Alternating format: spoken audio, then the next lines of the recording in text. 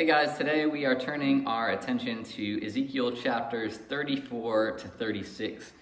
These chapters seem to continue the pattern of Ezekiel issuing judgments and warnings to both God's people and the people surrounding the nation of Israel.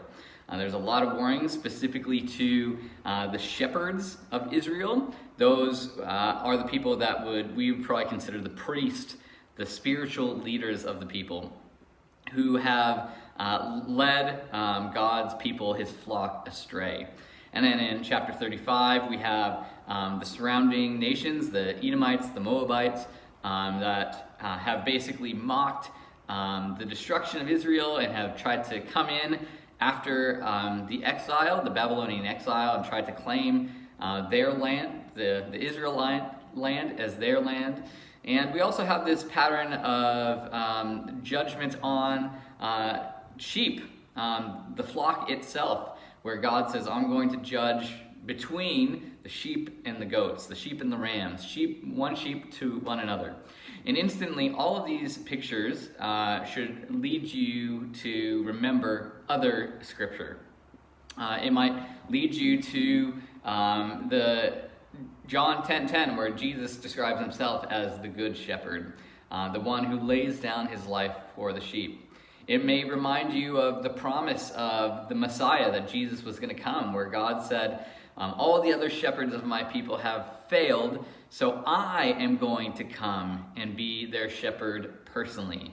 That God is going to come in person, in the flesh, and that he was going to do what these shepherds couldn't do. He was going to lead with peace and justice. It might remind you, as we get into chapter 34 and 36 especially, where there's these promises that say, you have been living in, you have been laid to destruction. Because of your evil ways, I've given you over to your sinfulness, and now you are finding yourself in exile, and you are out of the land. Your land is totally destroyed, and your hearts are completely broken, and you realize now the wrong that you've done. And yet, that's not the final word. God has more to say, that he's going to come in and he's going to restore the land that where it now sort of lay just totally destroyed and barren. God is going to make it green and vibrant again. That there's going to be fruits, and there's going to be produce, and everything is going to be made. It's going to be this rich abundance available for everybody. That where the water has turned dark and murky, God is going to make it fresh and clean again. And so we may be reminded of God's promises earlier in the book of Isaiah, chapter 40, where he says, you've paid the penance now of your sinful ways, but this is not the end. Now you're going to rise up on my eagle's wings. Or we may be reminded of the book of Revelation, where God says, look, to God's people, you're living in the middle of this mess. And some of it is of your own doing, but this is not the end of the story, because the end of the story is a new heaven and a new earth, where there's no more tears, there's no more crying, there's no more pain, where I will be your God and you will be my people. So in these couple of chapters, there's all these amazing cross-references to other parts of the Bible.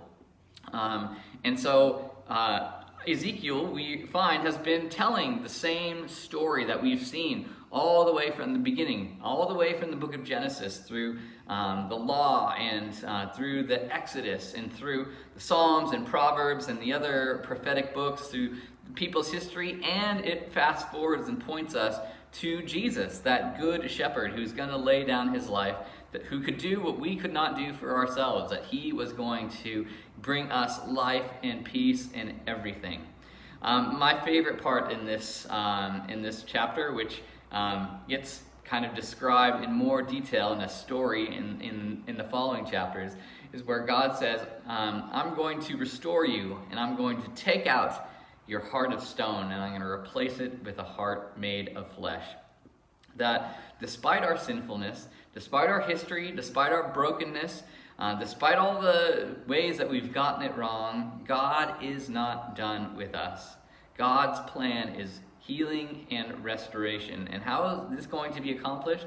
God is going to come himself in person to make things right, so that through him we can be invited back into the family of God. We can experience God's wholeness and newness for our own lives, for our cities and communities, and for the world around us.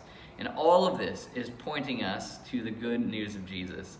And I hope that just on our brief reading today, that you saw all these amazing cross references, how the Bible is all pointing to this one same story, the love story of a God who so loved the world that he could not let us continue to go our own path of destruction. So he sent himself through his Son to come and do what we could not do, to live and die and rise again, so that we might have life and have it to the full. This is God's promise, and this, I think, is the pinnacle of these prophetic books. We've been sitting in this gloomy space of judgment and warning and sinfulness and reaping our own consequences, but even then, God says, it's not the end of the story. There is more. And so I hope that after all these weeks in Ezekiel of sitting with the wrath and the sinfulness and the destruction, that we can have a look at our own lives and say, yeah, that's like us without God. But God has come and is doing a new thing. He's come himself and will make us new. So the offer is there for us to believe in the one whom he sent. So that's just a bit of my ramblings for today. Have a read for yourself. It's really encouraging, and we'll catch up next week. Bye.